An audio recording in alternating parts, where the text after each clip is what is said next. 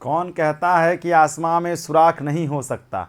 कौन कहता है कि आसमां में सुराख नहीं हो सकता? एक पत्थर तो तबीयत से उछालो यारों, एक पत्थर तो तबीयत से उछालो यारों। नमस्कार, सत श्री अकाल, अस्सलाम वालेकुम और हर हर महादेव। मैं नीतीश नंदनी बेसिक शिक्षा के इस ऑनलाइन परिवार में आपका स्वागत करता हूं। तो कैसे हैं आप सब लोग और कैसा रहा आपका बीता हुआ कल? वो कल जो बीता वो कैसा बीता? तो जल्दी जल्दी उपस्थित हो जाइए, जो भी हैं, जहां भी हैं, जैसे भी हैं और जिस स्थिति में। 2020 सीरीज चल रही है, 2020 मैच चल रहा है, तो 20 मिनट 20 प्रश्न में आपका स्वागत करते हैं। चलिए शुरू करते हैं कहानी को। 20 मिनट हैं आपके पास, 20 प्रश्न देने हैं आपको जवाब। चलिए, पहला, दिल्ली सल्तनत की दरबारी भाषा क्या थी? What was the court language of Delhi सल्तनत? उर्दू, फारसी, हिंदी या अरबी? 4 ऑप्शंस हैं, इसका सही जवाब होगा फारसी। पर्शियन थी। दिल्ली सल्तनत की दरबारी भाषा क्या थी? पर्शियन थी। दिल्ली सल्तनत की जो दरबारी भाषा थी वो पर्शियन थी। ठीक, चलिए आगे बढ़ते हैं अगले प्रश्न पर। आगरा नगर की स्थापना किसके द्वारा की गई थी? The city of Agra was founded by whom? ठीक है, आपको बताना है आगरा नगर की स्थापना किसने की थी? फिरोज तुगलक ने, मोहम्मद बिन तुगलक ने, अलाउद्दीन खिलजी ने या सिकंदर लोदी ने? तो इसका सही जवाब होगा Sikandar Lodi. Sikandar Lodi was a founder of Delhi. Sikandar Lodi was a founder of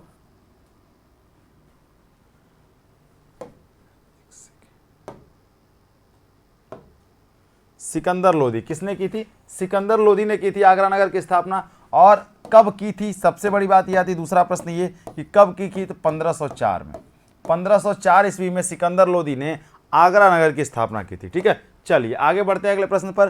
किसके शासनकाल में सबसे अधिक मुगल आक्रमण हुए थे? यानी during who regions the maximum number of Mughal inventions take place? Balban, Firoz Tughlaq, Mohammad bin Tughlaq या अलाउद्दीन खिलजी? 4 ऑप्शन हैं आपके सामने।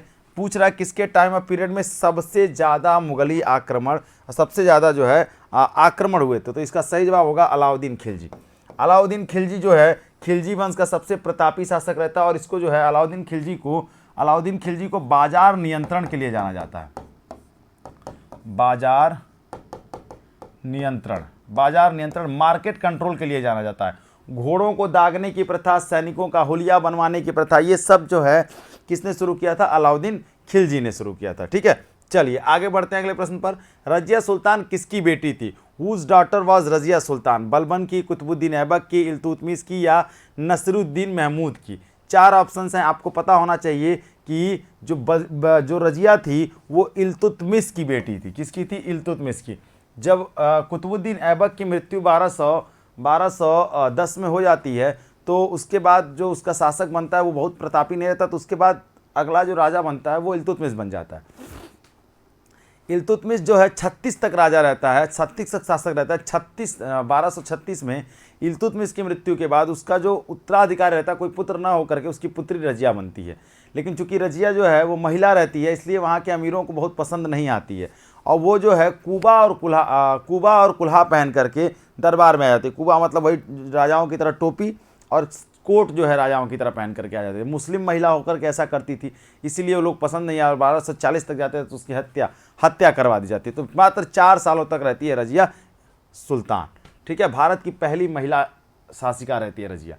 लोधी वंश का अंतिम शासक कौन था? Who was the last ruler of Lodhi dynasty? Ibrahim Lodhi, Bahlol Lodhi, Sikandar Lodhi या इनमें से कोई नहीं? तो आपको बता दें 1 नंबर का लुल्लू क्वेश्चन है, इब्राहिम लोधी। लोधी वंश का अंतिम शासक रहता है 1526 में पानीपत का प्रथम युद्ध।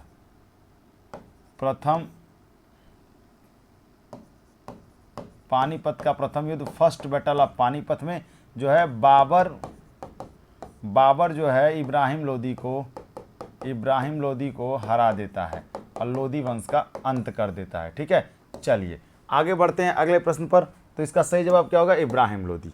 अगले प्रश्न पर, अंग्रेज शासन का प्रभाव किस क्षेत्र में अधिक हुआ? In which regions was the influence of British ruler greater? राजनीति में, धार्मिक में, आर्थिक में और मनोवैज्ञानिक में? 4 ऑप्शन हैं, बताइए कि अंग्रेजों ने सबसे ज़्यादा अपना प्रभाव किस एरिया पर डाला? अरे सिंपल सी बात है ना, इकोनॉमिक क्षेत्र पर। यानी उन्होंने हमारे इकोनॉमी को सबसे ज़्यादा प्रभावित किया। कपास की खेती ख़त्म करवा दी, हथकरघे ख़त्म करवा दिए। उन सब चीज़ों के बावजूद भी अंग्रेज़ों ने जो है, आप परमानेंट सेटलमेंट देख लीजिए, रैयतवाड़ी व्यवस्था देख लीजिए, जमींदारी व्यवस्था देख लीजिए, ये सब क्या उनके नियम और कानून जो हमारे लिए बनकर आए थे, तो उन्होंने सबसे ज़्यादा हमारे इकोनॉमी पर चोट किया था। ठीक है, चलिए आगे बढ़ते हैं अगले प्रश्न पर। भारत में प्रथम रेलवे लाइन किसने बिछवाई थी? Who leaded the first railway line in India? William Dagley, Roger Smith, Dalhousie और वॉरेन हेस्टिंग। इसका जवाब सबको पता है, 1853। 1853 में बम्बई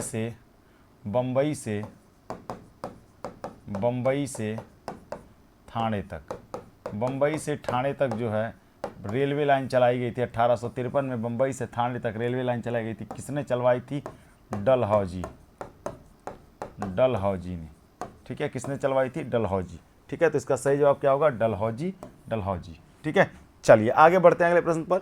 भारत में प्रथम रेलवे लाइन का निर्माण किन नगरों के बीच हुआ था? अभी हमने आपको बताया, in which city was the first railway line built in the India? तो हुआ था बम्बई से ठाणे के बीच में चली थी। ठीक है, कब चली थी, क्या चली थी, कब चली थी? 1853। ये डेट याद रखिएगा, 1853। गवर्नर कौन था? डलहौजी। ठीक है, चलिए आगे बढ़ते हैं। आगे अगला प्रश्न, the economic history of India के लेखक कौन है? The economic history of India के लेखक कौन है? 4 ऑप्शंस हैं, आरसी मजुमदार, आरसी भंडारकर, रजनी पामा या Ramesh Chandra Dutt. Who was the author of the economic history of India? ठीक है, इसका सही जवाब क्या होगा? डॉक्टर रमेश चंद्र दत्त। डॉक्टर रमेश चंद्र दत्त की किताब है the economic history of India. ठीक है, चलिए आगे बढ़ते हैं अगले प्रश्न पर। भारत में अंग्रेजों के समय में प्रथम जनगणना किसके कार्यकाल में हुई थी? During whose tenure was the first census conducted in India during the British era? ठीक है, 4 ऑप्शंस हैं, डफरिन है, लिटिल है, मेयो है और रिपन है। प्रश्न को थोड़ा ध्यान से समझेंगे तो आसानी से इसका जवाब दे देंगे। पहले पूछ रहा है प्रथम जनगणना कब हुई थी? ठीक है, तो वो किसके शासनकाल में हुई? तो मेयो के शासनकाल में।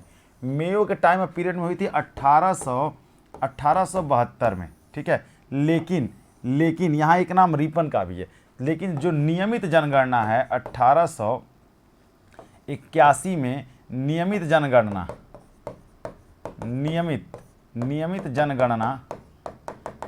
जो है वो रिपन के टाइम ऑफ पीरियड से शुरू होती है और तब से लेकर के हर 10-10 साल पर जनगणना की जाती है। ठीक है, चलिए तो ये इसका जवाब होगा, नियमित पूछा होता तब मेयो हो जाता, रिपन हो जाता। नियमित नहीं पूछा इसलिए मेयो होगा इसका जवाब। ठीक है, चलिए निम्नलिखित में से किसे प्रकृति का सुरक्षा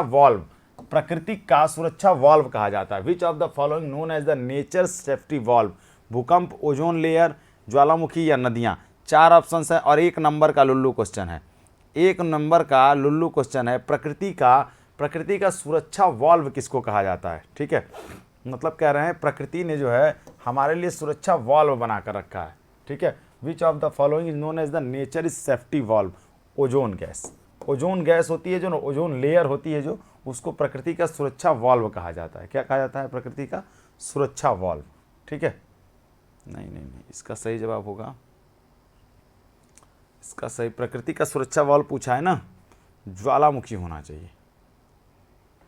वॉल्केनो, ज्वालामुखी। अब आप सोचेंगे ज्वालामुखी कैसे वाल्व हो गया? वाल्व होता है जो साइकिल में हवा भरते हैं, गाड़ी में हवा भरते हैं, तो वाल्व होता है, वाल्व से हवा अंदर जाती है और फिर जब ज़रूरत जितनी महसूस होती है वाल्व से हवा निकालते हैं। प्रकृति के नीचे जो है, ज़मीन के नीचे इतनी धधकती आग है, लावा है, अगर वो ऐसे ही कहीं फूट जाए, ऐसे ही कहीं निकल जाए तो फिर नुकसान हो सकता है। जहाँ घर है यही लावा फूट जाए। तो प्रकृति ने किया है जगह जगह अपने वाल्व बना के रखे हैं। जब ज़्यादा वो दिक्कत होती है तो वॉल्केनो से वो जो है वो लावा जो है बाहर आ जाता है और बाकी जगह जो है सुरक्षित रहती है, इसीलिए इसको प्रकृति का वाल्व कहा जाता है। ठीक है, चलिए आगे बढ़ते हैं। भूकंप का कारण क्या है? What is the causes of earthquake? भू परिश्रमण, टेक्नानिज्म, भूघर्षण या अनाच्छादन? ठीक है, इंग्लिश में भी हैं। ठीक है, अर्थ सर्कमस्टेंसेस। ठीक है, और आगे कह रहा है टेक्नाटिज्म। ठीक है, अर्थ रोटेशन या कवर? बताइए, 4 ऑप्शंस हैं। इसका सही जवाब होगा भूमि का घर्षण, यानी कि भूघूर्णन। भूमि का घूमना जो होता है वो भूकंप का कारण होता है। भूकंप को किस पर मापते हैं? रेक्टर स्केल पर।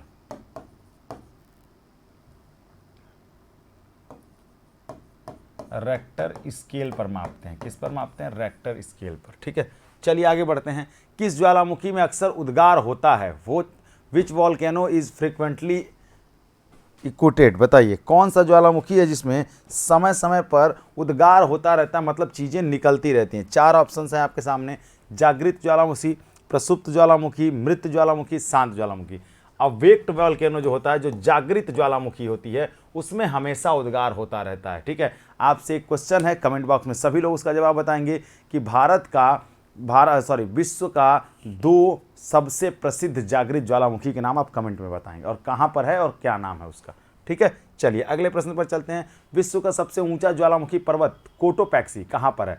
Where is the world largest volcano Mount Cotopaxi located in? बताइए सबसे बड़ा जो है ज्वालामुखी माउंट कोटोपैक्सी कहाँ है? वो है इक्वाडोर में। कहाँ है? इक्वाडोर में। इक्वाडोर में है माउंट कोटोपैक्सी। दूसरे प्रश्न का जवाब आप सभी लोग देंगे यहाँ पर कि इक्वाडोर की राजधानी क्या है और इक्वाडोर की मुद्रा क्या है। इक्वाडोर की राजधानी क्या है और इक्वाडोर की मुद्रा क्या है। ठीक है, चलिए अगले प्रश्न पर चलते हैं। निम्नलिखित में से कौन सा विश्व का सबसे ऊंचा ज्वालामुखी पर्वत है? Which of the following is the highest volcano mountain in world? Mount Pinatubo, mount Kilimanjaro, mount Cotopaxi या माउंट ताल? जल्दी से बताइए इसका सही जवाब क्या होना चाहिए। तो इसका सही जवाब होना चाहिए माउंट कोटोपैक्सी। माउंट कोटोपैक्सी जो है वो विश्व का सबसे ऊंचा ज्वालामुखी हाईएस्ट वॉल्केनो माउंटेन है। ठीक है, अच्छा कहाँ पर है ये तो अभी बताएंगे। ठीक है, निम्नलिखित में से कौन विश्व की सबसे बड़ी झील है? Which of the following is the largest lake in the world? Static GK के प्रश्न यही हैं जो आपके एग्जाम्स में पूछे जा सकते हैं, इसे स्टैटिक जीके कहते हैं। 20 मिनट से कम समय में अगर आप 20 क्वेश्चन रोज रिवाइज करते जा रहे हैं, पढ़ते जा रहे हैं, नहीं तो कितना फायदा है आपको। ठीक है, कह रहे हैं निम्नलिखित में से कौन विश्व की सबसे बड़ी झील है? Which of the following is the largest lake in the world? Caspian Sagar, अरल Sagar, superior झील या विक्टोरिया झील? 4 ऑप्शंस हैं। देखिए नाम से तो आपको लगेगा कैस्पियन सागर है, लेकिन है ये क्या है? ये झील। तो कैस्पियन सागर जो है दुनिया की सबसे बड़ी झील है। अच्छा, ये कैस्पियन सागर है कहाँ, ये भी आप कमेंट बॉक्स में हमको बताएंगे जल्दी से। ठीक है, 3 प्रश्न हमने आपसे कमेंट बॉक्स में पूछ दिए और तीनों के जवाब आप कमेंट बॉक्स में देंगे। ठीक है, सभी लोग कमेंट बॉक्स में जाकर जवाब देंगे। ठीक है, नहीं देंगे बेईमानी नहीं, पढ़ाई के साथ। ठीक, निम्नलिखित में से विश्व की सबसे मीठी झील कौन सी है? Which of the following is the sweetest lake in the world? Victoria, superior, Baikal और मिशिगन? 4 ऑप्शंस हैं। इसका सही जवाब क्या होगा? सुपीरियर। सुपीरियर झील जो है विश्व की सबसे मीठी झील है। मतलब विश्व की सबसे मीठी झील कौन सी है? सुपीरियर। अच्छा, अगर भारत में पूछा जाए कि मीठे पानी की झील कौन सी है, अगर पूछा जाए भारत में कि चिल्का झील जो है वो किस प्रकार की झील है, तो चिल्का मीठे पानी की झील नहीं है। ठीक है, समुद्र के पास, समुद्र से बनी हुई है ना वो झील एक तरीके से, तो वो मीठे पानी की कैसे हो सकती है? ठीक है, तो भारत में मीठे पानी की झील आपको पता है कौन सी है? डल झील हो सकती है मीठे पानी की झील।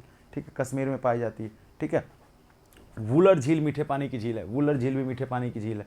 ठीक है, चलिए आगे बढ़ते हैं, लिख देते हैं डल झील, डल झील, ठीक है, वुलर झील, वुलर झील।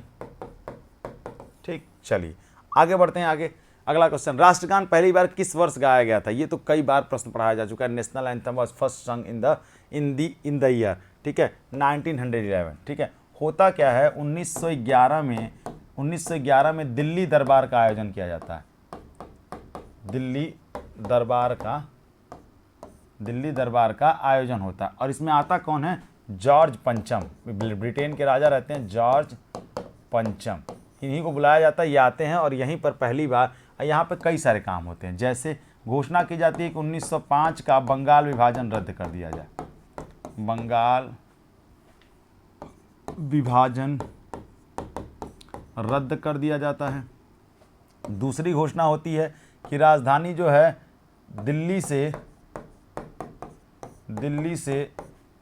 कोलकाता से राजधानी दिल्ली, कोलकाता से राजधानी दिल्ली, कोलकाता से राजधानी कहाँ पहुँच जाती है? दिल्ली। ठीक है, ये 2 घोषणाएं होती हैं और यहीं पर पहली बार जनगण मन अधिनायक जय हे गाया जाता है। ठीक है, चलिए आगे बढ़ते हैं अगले प्रश्न पर। पृथ्वी पर सबसे गहरा स्थल कौन सा है? It the deepest place on the earth. ठीक है, एरिजन सागर, काला सागर, मृत सागर और मरीना ट्रेच यानी मरीना ट्रेच। बताइए 4 ऑप्शन हैं। पृथ्वी पर सबसे गहरी जगह कौन सी है? बताया हुआ है, बताए हैं सभी लोगों को, हम बताएं सभी लोगों को। मेरियाना गर्त भी कहते हैं इसको ऐसे कहते हैं मेरियाना गर्त, मेरियाना गर्त, ये ऑस्ट्रेलिया के आसपास पड़ता है, शायद प्रशांत महासागर में। ठीक है, चलिए आगे बढ़ते हैं अगले प्रश्न पर। लास्ट प्रश्न है, विश्व का सबसे ऊंचा जलप्रपात कौन सा है? Highest waterfall in the world. ठीक है, पूरे विश्व का सबसे ऊंचा जलप्रपात कौन सा है? तो 4 ऑप्शंस हैं आपके सामने। ठीक है, बायो, स्टैनली, एंजिल और नियाग्रा। इसका सही जवाब होगा एंजिल जलप्रपात। एंजिल जलप्रपात जो है विश्व का सबसे ऊंचा जलप्रपात है। ठीक है, भारत में जो है जोग और गोरसप्पा, जोग और गोरसप्पा, गोरसप्पा, गोरसप्पा। ठीक है, कहाँ पर किस नदी पर है? शरावती नदी पर, शरावती नदी पर। ठीक है, चलिए ये है, यहीं पर कहानी जो है ये ख़त्म होती है। ये हमारा जो है क्रैश कोर्स है। ठीक है, इसमें क्लासेस तो हो चुकी हैं, लेकिन आपको बाकी सारे रिकॉर्डेड क्लासेस मिल जाएंगे बहुत ही कम पैसे में, 599 में है। अगर आपको परचेज़ करने की इच्छा हो तो आप कर सकते हैं। ठीक है, कोई दबाव नहीं है, क्योंकि समय बहुत कम बचा है, तो जितना जल्दी अगर करना होगा तो कर लीजिएगा।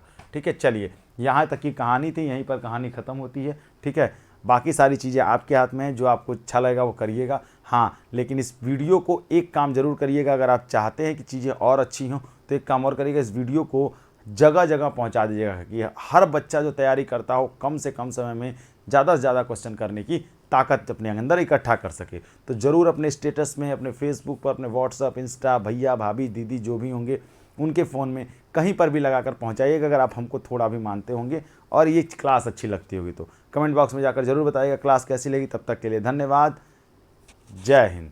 और हाँ, सबसे बड़ी बात ये है कि जहाँ रहिए, जैसे रहिए, स्वस्थ रहिए, मस्त रहिए। और हाँ, सबसे बड़ी बात ये है कि खूब पढ़िए, क्योंकि पढ़ने के अलावा कोई विकल्प नहीं है। तब तक के लिए धन्यवाद, जय हिंद।